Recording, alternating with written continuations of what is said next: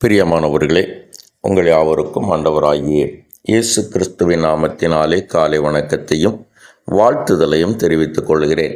கர்த்தருடைய கிருபை நம் அனைவரோடு கூட இருப்பதாக. இந்த நாளின் காலை வேளையிலும் கர்த்தர் நமக்கு தருகிற வேத வார்த்தை யோபுவின் புஸ்தகம் 8வது அதிகாரம் 7வது வசனம் விதமாய் சொல்லுகிறது. உம்முடைய துவக்கம் அற்பமாயிருந்தாலும் உம்முடைய முடிவு சம்பூர்ணமாயிருக்கும் என்று வேதம் சொல்லுகிறது. எனக்கு அருமையானவர்களே, இந்த காலை வேளையிலே நானும் உங்களோடு கூட விதமாய் பேச விரும்புகிறேன். துவக்கம் அற்பமாயிருந்தாலும் முடிவு சம்பூர்ணமாயிருக்கும். என்னை கேட்டுக்கொண்டிருக்கிற என் அன்பு தேவனுடைய திருச்சபையே, நம்ம எல்லாருடைய ஆசை அதுதான். நான் துவங்குகிற ஒரு காரியம், அல்லாவிட்டால் நான் ஆரம்பிக்கிற ஒரு காரியம், அதனுடைய முடிவு நன்றாக இருக்க வேண்டும், அதனுடைய முடிவு சம்பூர்ணமாக இருக்க வேண்டும் என்று தான் நாம் ஒவ்வொருவரும் நினைக்கிறோம். அதற்காக தான் நாம் பாடுபடுகிறோம், அதற்காக தான் உழைக்கிறோம், அந்த முடிவை எதிர்பார்த்து நின்று கொண்டிருக்கிறோம். இது நம்முடைய வாழ்க்கையிலோ அல்லாவிட்டால் நம்முடைய பிள்ளைகளுடைய வாழ்க்கையிலோ அல்லாவிட்டால் நம்மை சார்ந்து நிற்கிறவருடைய வாழ்க்கையிலோ அல்லாவிட்டால் நாம் வேலை செய்கிற இடங்களையோ ஏதோ ஒன்றை சார்ந்து இந்த முடிவை நாம் எதிர்பார்த்து நின்று கொண்டிருக்கிறோம். வேதமும் அதை தான் சொல்லுகிறது. துவக்கம் அற்பமாயிருந்தாலும் முடிவு சம்பூர்ணமாயிருக்கும். சில நேரங்களிலே ஆடம்பரமான மிகவும் மேன்மையான துவக்கங்கள் அதனுடைய முடிவு சரியில்லாமல் போய்விடுகிறது. இன்றைக்கு வேதம் சொல்லுகிறது, ஆரம்பங்களை சில நேரங்களிலே சிலர் அற்பமாக எண்ணுகிறார்கள். சிலருடைய ஆரம்பங்கள், சில தேவ பிள்ளைகளுடைய ஆரம்பங்கள் அவைகள் மிகவும் அற்பமாய் எண்ணத்தக்கதான ஒரு ஆரம்பமாக இருக்கிறது. ஆனால் அதனுடைய முடிவை கர்த்தர் ஆசீர்வதித்து கொடுக்கிறதை நம்மால் பார்க்க முடிகிறது. என்னை கேட்டுக்கொண்டிருக்கிற அன்பு தேவனுடைய திருச்சபையே, இதோ தேவதாசனாகிய தாவீதை குறித்து நாம் நன்றாய் பார்க்க முடியும். இந்த தாவீதனுடைய ஆரம்பம், அவனை ராஜாவாய் சாம்பேல் அபிஷேகம் பண்ணின அந்த நிகழ்வு, அது மற்றவர்களால் புறக்கணிக்கப்பட்ட ஒரு மனிதனை கர்த்தர் தெரிந்து கொண்டார் என்கிறதான ஒரு சூழ்நிலையாய் அமைந்தது. எப்படி என்று சொன்னால், அந்த தாவீதனுடைய அவனுடைய தகப்பன் அவனுடைய சகோதரர்கள் எல்லாரையும் கடந்து போக பண்ணின பொழுது கர்த்தர் அவர்களில் ஒருவனையும் தெரிந்து கொள்ளவில்லை. அப்பொழுது இவர்கள் தானா என்று கேட்ட பொழுது ஒரு சிறுவன் இருக்கிறான், அவன் ஆடுகளை மேய்த்து கொண்டிருக்கிறான் என்று சொன்னபோது அவனை அழைத்து கொண்டு வா என்கிறார். கர்த்தர் அவனை தெரிந்து கொள்கிறார். அவன் ராஜாவாய் அபிஷேகம் பண்ணப்படுகிறான்.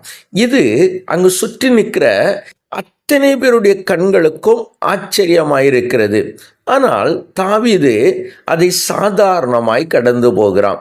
அவனுடைய வாழ்க்கையிலே அவன் அபிஷேகம் பண்ணப்பட்ட அன்றையில் இருந்து கர்த்தர் அவனை கொஞ்சம் கொஞ்சமாய் உயர்த்த ஆரம்பித்தான். கொஞ்சம் கொஞ்சமாய் அவன் தன்னுடைய நிலையிலே பலப்பட ஆரம்பித்தான். ராஜ்யபாரம் அவன் கையிலே வந்த பொழுது இஸ்ரவேலினுடைய மிக சிறந்த ராஜாக்களில் ஒருவனாய் அவன் மாறினது மாத்திரமல்ல, வேதம் அவனை பார்த்து சொல்லுகிறது, என் இருதயத்திற்கு ஏற்றவன் என்று கர்த்தர் சொல்லுகிறான். மாத்திரமல்ல, தேவனுடைய ஆலயத்தை கட்ட வேண்டும் என்கிற எண்ணம் அவனுக்குள்ளாக தான் வந்தது. அவனுடைய சிங்காசனத்தை ஒரு பொழுதும் நான் அவனை விட்டு எடுக்க மாட்டேன், அவனுடைய குடும்பத்தை விட்டு மாற்ற மாட்டேன் என்று கர்த்தர் சொல்லுகிறார். பாருங்கள், வெறுமனே தன்னுடைய சகோதரர்களால் புறக்கணிக்கப்பட்டு ஒரு வனாந்தரத்திலே ஆடுகளை மேய்த்து கொண்டிருந்த ஒரு மனிதன் இன்றைக்கு மகிமையான ஒரு முடிவை அவன் பெற்றது எதனால் தெரியுமா? அவன் தேவனை பிடித்து கொண்டபடியினாலே. என்னை கேட்டுக்கொண்டிருக்கிற என் அன்பு தேவனுடைய பிள்ளைகளே, உங்களுடைய அற்பமான ஒரு ஆரம்பம் அது மகிமையான ஒரு முடிவாக இருக்க வேண்டுமா? ஒன்றை செய்யுங்கள், கர்த்தரை மாத்திரம் பிடித்து கொள்ளுங்கள். நீங்கள் கர்த்தரை பிடித்து கொள்வீர்கள் என்று சொன்னால் சம்பூர்ணமான முடிவை தருவதற்கு அவர் போதுமானவராயிருக்கிறார். அதை பெற்றுக்கொள்ளும்படியாய் கண்களை மூடி ஜெபிக்கலாமா? எங்களை நேசிக்கிற நல்ல தகப்பனே, இந்த நல்ல வேளைக்காய் நாங்கள் உம்மை நன்றியோடு துதிக்கிறோம். நீ நல்லவர் ஆண்டவரே, மகிமையானவர், மகத்துவமானவர். அந்த மகத்துவமான கிருபைகளை தந்து எங்களை ஆசீர்வதிக்கிறவர்.